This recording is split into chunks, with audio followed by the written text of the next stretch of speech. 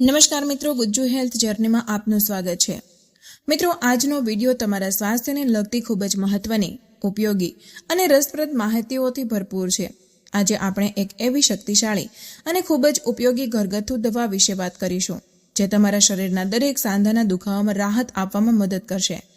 પછી ભલે તે ઘૂંટણનો દુખાવો હોય, ખભાનો દુખાવો હોય, કમરનો દુખાવો હોય કે શરીરના કોઈ પણ અન્ય સાંધાનો દુખાવો હોય, આ ઉપચાર ધીમે ધીમે તમારા દુખાવાને સંપૂર્ણપણે દૂર કરવામાં મદદ કરશે। આ ઘરેલું ઉપચાર તમે ફક્ત 5 જ મિનિટમાં તમારા ઘરે બનાવી શકો છો અને તેની સૌથી સારી વાત એ છે કે તેનો દરરોજ ઉપયોગ કરવો ખૂબ જ સરળ છે। તેમાં વધુ મહેનત કે સમય લાગતો નથી।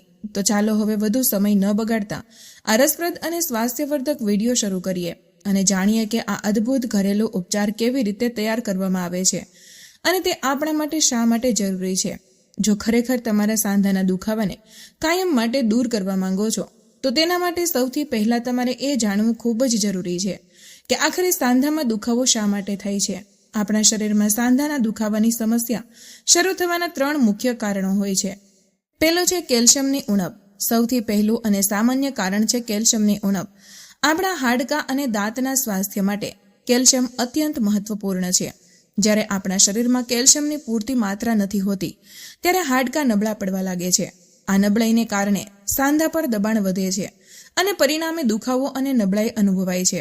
લાંબા ગાળે કેલ્શિયમની ઉણપ ઓસ્ટિયોપોરોસિસ જેવી ગંભીર સમસ્યાઓ તરફ દોરી શકે છે, જેમાં હાડકાં એટલા બરડ બની જાય છે કે સહેજ ઈજાથી પણ ફ્રેક્ચર થવાની જોખમ રહે છે।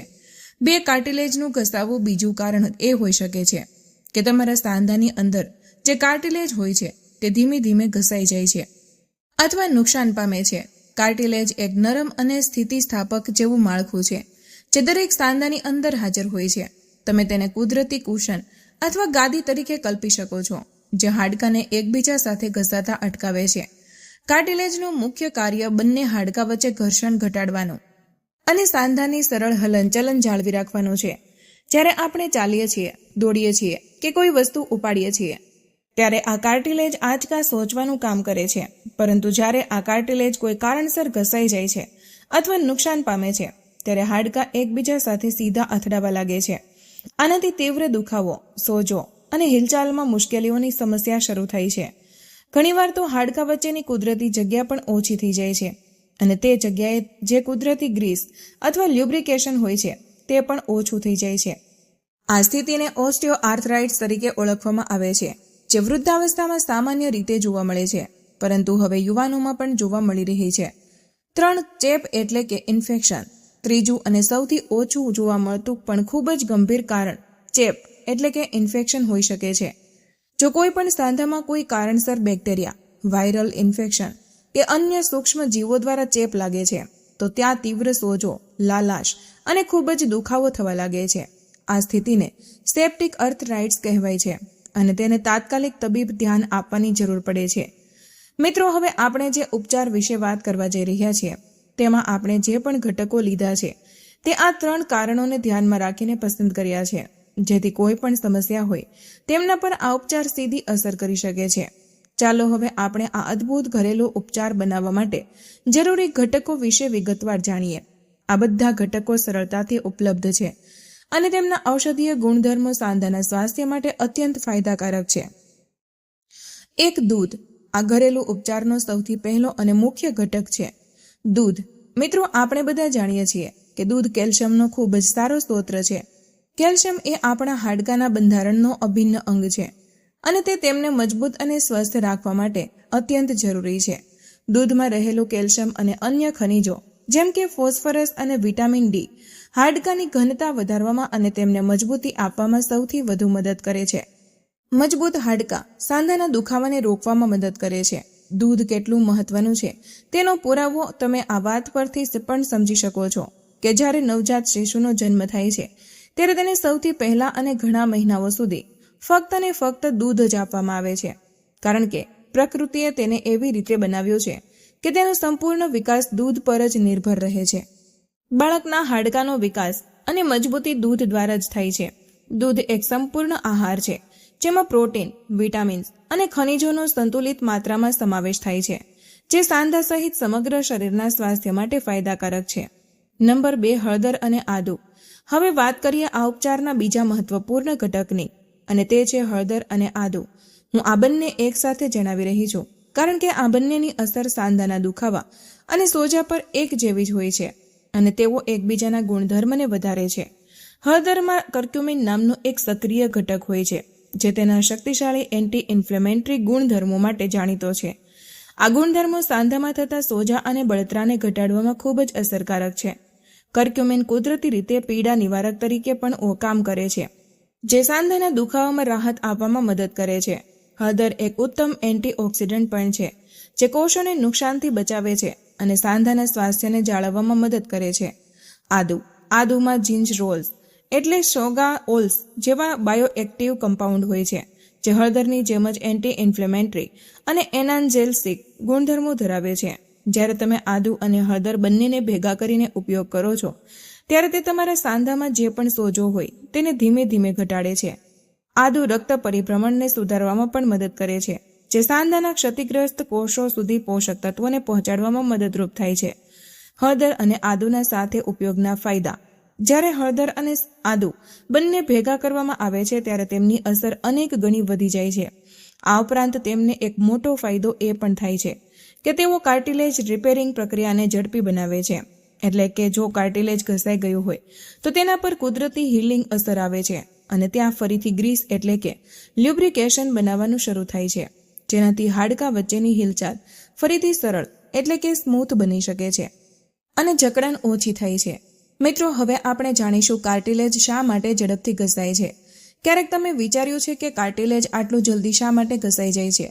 તેના 2 મુખ્ય કારણો હોય છે જે 90% લોકોમાં જોવા મળે છે. 1. વધારે વજન અથવા તો સ્થૂળતા. સૌથી પહેલું અને સામાન્ય કારણ છે વધારે વજન અથવા તો સ્થૂળતા. જ્યારે આપણું વજન વધારે હોય છે ત્યારે સાંધા પર, ખાસ કરીને ઘૂંટણ અને કમરના સાંધા પર જરૂર કરતાં વધારે દબાણ પડે છે.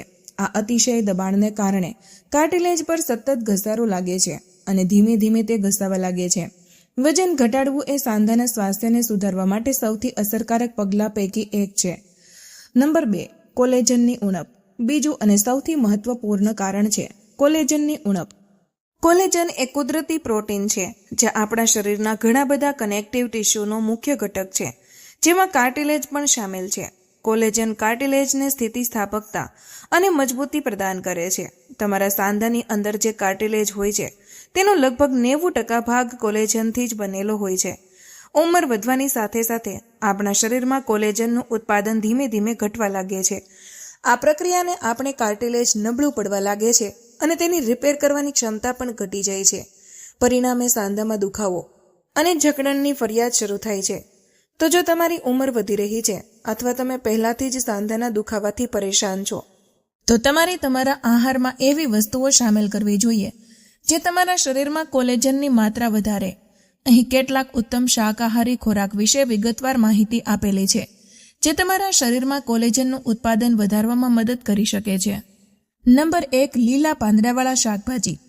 એક ખૂબ જ સારી વસ્તુ છે જે કુદરતી રીતે કોલેજનને વધારે છે. લીલા પાંદડાવાળા શાકભાજી જેમ કે પાલક, મેથી, સરસવ, બથુઆ, કોબીજ, કેળ જેવા બધા જ લીલા પાંદડાવાળા શાકભાજી કોલેજનના કુદરતી સ્ત્રોત છે.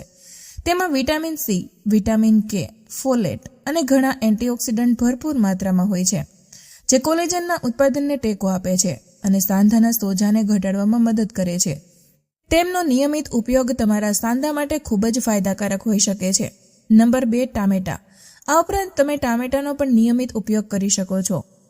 ટામેટામાં લાઇકોપિન નામનો શક્તિશાળી એન્ટીઓક્સિડન્ટ હોય છે. લાઇકોપિન ત્વચાને નુકસાનથી બચાવવામાં મદદ કરે છે અને શરીરમાં કોલેજનના ઉત્પાદનને પ્રોત્સાહન આપે છે. ટામેટામાં વિટામિન સી પણ સારી માત્રામાં હોય છે જે કોલેજન સંશ્લેષણ માટે અનિવાર્ય છે. Number 3, broccoli. આ સાથે બ્રોકોલીનું સેવન કરવું પણ ખૂબ જ ફાયદાકારક હોય છે. બ્રોકોલી એક સુપર ફૂડ છે જેમાં ફાઇબર, વિટામિન સી, વિટામિન કે અને અન્ય ઘણા જરૂરી ખનિજો જેમ કે પોટેશિયમ અને મેંગેનીઝ ભરપૂર માત્રામાં હોય છે. વિટામિન સી ન ફક્ત રોગપ્રતિકારક શક્તિને મજબૂત બનાવે છે પરંતુ તમારા હાડકાં અને સાંધાને પણ સ્વસ્થ જાળવી રાખવામાં મદદ કરે છે. બ્રોકોલીમાં રહેલા સલ્ફોરાફેન જેવા ઘટકો પણ સાંધાના સોજાને ઘટાડવામાં મદદ કરી શકે છે. નંબર 4, લીંબુ અને સંતરા જેવા ખાટા ફળો. લીંબુ, સંતરા, મોસંબી, આંબળા જેવા ખાટા ફળો વિટામિન સીનો ઉત્તમ સ્ત્રોત છે. વિટામિન સી કોલેજનના નિર્માણ માટે એક અનિવાર્ય સહાયક એટલે કે કોફેક્ટર છે. તે પ્રોકોલોજન નામના પ્રિકર્સ પ્રોટીનને કોલેજનમાં રૂપાંતરિત કરવા માટે મદદ કરે છે. તમારા દૈનિક આહારમાં આ ફળોનો સામેલ કરવાથી કોલેજનનું ઉત્પાદન વધારવામાં મદદ મળશે.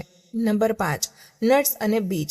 બદામ, અખરોટ, સૂરજમુખીના બીજ, ચિયા સીડ્સ, અળસીના બીજ જેવા નટ્સ અને બીજા કોપર, ઝીંક અને વિટામિન ઈ જેવા ખનિજોથી ભરપૂર હોય છે. આ ખનિજો કોલેજનના ઉત્પાદન અને જાળવણીમાં મહત્વપૂર્ણ ભૂમિકા ભજવે છે. ખાસ કરીને ઝીંક કોલેજન સંશ્લેષણ માટે જરૂરી છે. નંબર 6, કઠોળ અને દાળ.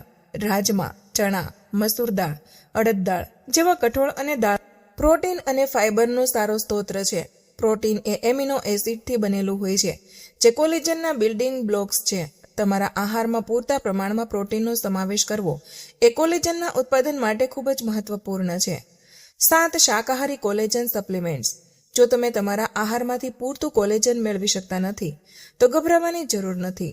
બજારમાં આજકાલ ઘણી સારી ગુણવત્તાવાળા શાકાહારી કોલેજન સપ્લિમેન્ટ્સ પણ ઉપલબ્ધ છે. આ સપ્લિમેન્ટ્સ સામાન્ય રીતે છોડ આધારિત ઘટકોમાંથી બનાવવામાં આવે છે, જે કોલેજનના ઉત્પાદનને ટેકો આપે છે. તમે ડોક્ટરની સલાહ લઈને તેમનું સેવન કરી શકો છો. નંબર 3, દાલચીની એટલે કે તજ.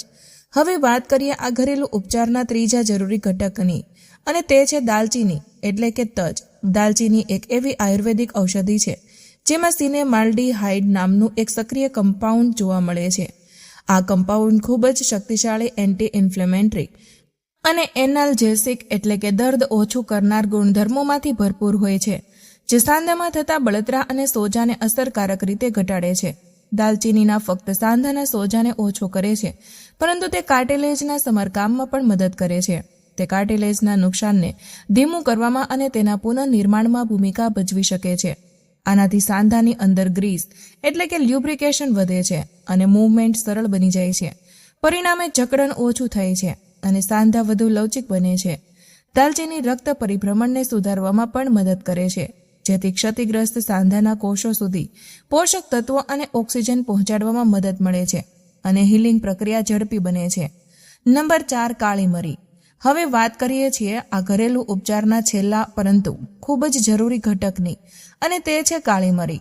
કાળી મરીમાં જોવા મળતા ખાસ વસ્તુઓ છે પાઇપરીન. પાઇપરીન એક એવું તત્વ છે જે ના ફક્ત પાચનને બહેતર બનાવે છે, પરંતુ તેની અંદર પણ એક એન્ટી ઇન્ફ્લેમેટરી ગુણધર્મ હોય છે. જ્યારે તમે કાળી મરીને આ ઉપચારમાં ભેળવી લો છો ત્યારે તેનાથી ઉપચારના બાકી બધા ઘટકો, ખાસ કરીને હળદરમાં રહેલા કર્ક્યુમિનના શોષણ એટલે કે એબ્ઝોર્વેશન અને જૈવ ઉપલબ્ધતા વધી જાય છે. આનો અર્થ એ થાય છે કે તમારા શરીરને આ ઘટકોનો પૂરતો ફાયદો મળી શકે છે, કારણ કે તેઓ શરીરમાં વધુ અસરકારક રીતે શોષાય છે અને ઉપયોગમાં લેવાય છે. કાળી મરીમાં એન્ટીઓક્સિડન્ટ્સ ગુણધર્મો પણ હોય છે, જે શરીરમાં મુક્ત રેડિકલ્સ એટલે કે ફ્રી રેડિકલ્સના કારણે થતા નુકસાનને ઘટાડવામાં મદદ કરે છે, જે સાંધાના સ્વાસ્થ્ય માટે પણ ફાયદાકારક છે. મિત્રો, હવે આપણે જાણીશું આ ઘરેલું ઉપચાર કેવી રીતે બનાવવો.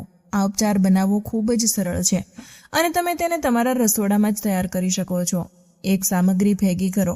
1 ગ્લાસ દૂધ, લગભગ 200 થી 250 ml. શક્ય હોય તેટલું ઓછી ચરબીવાળું દૂધ વાપરો. 1 ચમચી છીણેલું તાજું આદું, લગભગ 5 થી 6 ગ્રામ. આદુને ધોઈને છોલી લો. અડધી ચમચી હળદર પાવડર, સારી ગુણવત્તાવાળી હળદરનો ઉપયોગ કરો. દાલચીની 1 થી 1.5 ઇંચનો ટુકડો અથવા લગભગ 1/4 ટીસ્પૂન દાલચીની પાવડર. 3 થી 4 કાળા મરીના દાણા. તાજા કચરેલા મરી વધુ અસરકારક રહેશે. જો ડાયાબિટીસ ન હોય તો સ્વાદ માટે થોડું મધ અથવા તો સાકર લઈ શકો છો.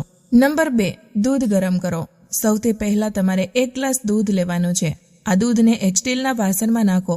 ગેસ પર મધ્યમ આંચે ઉકળવા મૂકો. દૂધને તળિયાથી ચોંટતા અટકાવવા માટે વચ્ચે વચ્ચે હલાવતા રહો. 3 ઘટકો ઉમેરો. જ્યારે દૂધ થોડું ગરમ થઈ જાય અને હળવા પરપોટા આવવા લાગે ત્યારે તેમાં 1 ચમચી છીણેલું તાજું આદું નાખો. આનાથી અડધી જ ચમચી હળદર પાવડર પણ નાખો. હવે તેમાં દાલચીનીનો 1 થી 1.5 ઇંચનો ટુકડો નાખો. જો તમારી પાસે દાલચીનીનો પાવડર હોય તો લગભગ 1/4 ચમચી તેમાં ભેળવી શકો છો. હવે તમારે 3 થી 4 કાળા મરી લેવાના છે. તેમને હળવા હાથે કચરી લો. તેને ઉકળતા દૂધમાં નાખી દો. નંબર 4, ઉકાળો અને ઘટાડો. હવે બધી વસ્તુઓને બરાબર મિક્સ કરી લો. એક ચમચા વડે હલાવો જેથી બધા જ ઘટકો દૂધમાં ભળી જાય. આ બધાને ત્યાં સુધી ઉકાળો જ્યાં સુધી દૂધ ફક્ત 3/4 એટલે કે 70 થી 75% સુધી ન રહી જાય. મતલબ કે જો 1 ગ્લાસ દૂધ લીધું હોય તો ઉકળ્યા પછી તે લગભગ 3/4 ગ્લાસ રહી જવું જોઈએ. એટલે કે આ પ્રક્રિયામાં લગભગ 5 થી 7 મિનિટ લાગી શકે છે. દૂધને ધીમા તાપે ઉકળવા દો જેથી ઘટકોના ગુણધર્મો દૂધમાં સારી રીતે ભળી જાય. 5 ગાળી લો અને પીરસો. જ્યારે દૂધ બરાબર ઉકળી જાય અને બધા ઘટકોને અર્ક એમાં આવી જાય ત્યારે ગેસ બંધ કરી દો. હવે આ મિશ્રણને એક ઝીણી ગળણી વડે ગાળી લો અને કોઈ કપ કે ગ્લાસમાં કાઢી લો જેથી આદુ, દાલચીની અને મરીના ટુકડા અલગ થઈ જાય અને પીણું પીવામાં સરળ રહે. મિત્રો, હવે આપણે જાણીશું કે આ ઉપચારનું સેવન કેવી રીતે કરવું. આ તૈયાર કરેલા પૌષ્ટિક પીણાને તમે રોજે એકવાર જરૂર પીવો. આ પીણું તાજું બનાવીને પીવું વધુ અસરકારક છે. જો તમે ઈચ્છો તો તેને સ્વાદ વધારવા માટે તેમાં થોડું મધ અથવા સાકર ભેળવી શકો છો. પરંતુ જો તમને ડાયાબિટીસ એટલે કે બ્લડ શુગરની સમસ્યા છે તો મધ કે સાકરનો ઉપયોગ બિલકુલ ન કરો. તમે ખાંડ વગર પણ તેનો સ્વાદ માણી શકો છો. આ ઉપચાર તમે જેવો જ લેવાનું શરૂ કરશો તમને પહેલા જ દિવસથી હળવા ફેરફારો અનુભવવા મળશે. જે હિલચાલમાં અવરોધ હતો, જે સવારે જકડન અથવા તો જે રાત્રે સાંધામાં ભારેપણું અનુભવાતું હતું તે ધીમે ધીમે ઓછું થઈ જશે. તમારે તેને સતત 21 દિવસ સુધી નિયમિતપણે લેવાનું છે, કોઈ પણ ગેરહાજરી વિના. નિયમિતતા જ આ ઉપચારની સફળતાની ચાવી છે. જો તમે આ નુસ્ખાને 21 દિવસ સુધી સતત લીધો તો તમને ખૂબ જ ચોંકાવનારા પરિણામો મળશે. તમારો દુખાવો 90% સુધી ઓછો થઈ શકશે અને તમારી હિલચાલ કાફી સરળ બની જશે. તમે તમારા સાંધામાં વધુ લવચિકતા અને આરામ અનુભવશો. હવે જાણીએ કે તેને પીવાનો શ્રેષ્ઠ સમય શું છે. તેનો સૌથી સારો સમય છે સવારનો નાસ્તો કર્યાના લગભગ 1 કલાક પછી. આ સમયે તમારું પેટ સહેજ ભરેલું હશે અને ઘટકો વધુ સારી રીતે શોષાઈ શકે છે. અથવા તમે તેને સાંજના સમયે પણ લઈ શકો છો. ધ્યાન રાખો કે તેને જમ્યા પછી તરત જ નથી લેવાનું. ભોજન અને આ પીણા વચ્ચે ઓછામાં ઓછું 1 કલાકનું અંતર રાખવું ખૂબ જ જરૂરી છે જેથી તે સારી રીતે શોષાઈ શકે અને પાચન તંત્ર પર બોજ ન પડે. તો મિત્રો, આજનો વિડીયો અહીં પૂર્ણ કરીએ છીએ. માહિતી તમારા દિલને સ્પર્શી હોય તો આ વિડીયોને 1 લાઇક જરૂર કરજો, કારણ કે તમારું 1 લાઇક અમને વધુ મહેનત કરવાની પ્રેરણા આપે છે. આ માહિતીને તમારા સુધી સીમિત ન રાખતા અત્યારે જ તમારા મિત્રો અને પરિવાર સાથે શેર કરો. તમારો એક શેર કોઈ માણસને મુસીબતથી બચાવી શકે છે અને તેમના આશીર્વાદ તમને મળશે. આવા જ બીજા સ્વાસ્થ્યપ્રદ અને અસલી નુસ્ખા મેળવવા માટે અમારી ચેનલને હમણાં જ સબસ્ક્રાઇબ કરો અને બેલ આઇકોન દબાવવાનું ભૂલશો નહીં, જેથી કોઈ પણ મહત્વની જાણકારી મિસ ન થાય. તમે ક્યાં શહેરથી આ વિડીયો જોઈ રહ્યા છો તે નીચે કમેન્ટમાં જરૂર જણાવજો. મળીએ એક નવા સ્વાસ્થ્યપ્રદ વિડીયો સાથે. ત્યાં સુધી હસતા રહો, મુસ્કુરાતા રહો અને રોજ કંઈક નવું શીખતા રહો, જેથી તમે રહી શકો હંમેશા સ્વસ્થ. ધન્યવાદ.